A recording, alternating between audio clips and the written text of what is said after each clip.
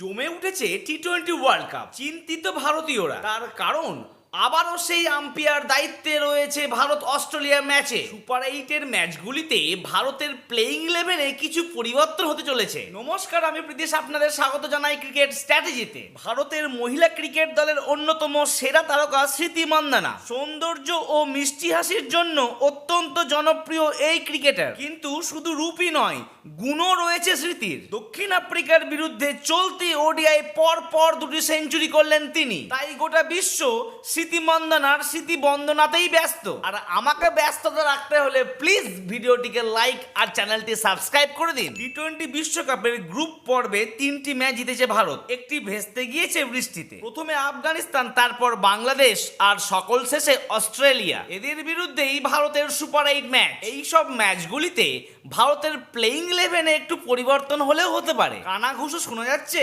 হয় কুলদীপ যাদব নয় ইউজবেন্দ্র চাহেল, কেউ একজন চান্স পেতে পারে এই সব ম্যাচে। কুসংস্কার সর্বত্রই আছে, এমনকি ক্রিকেটও তার ব্যতিক্রমী নয়। একজন আম্পায়ার আছে যাকে ভারতীয়রা ভয় করে, তিনি হলেন রিচার্ড ক্যাটেলবেরো। তার কারণ ইনি যতবার আইসিসি নকআউট ভারতের ম্যাচে আম্পায়ারিং করেছেন ততবারই ভারত হেরেছে।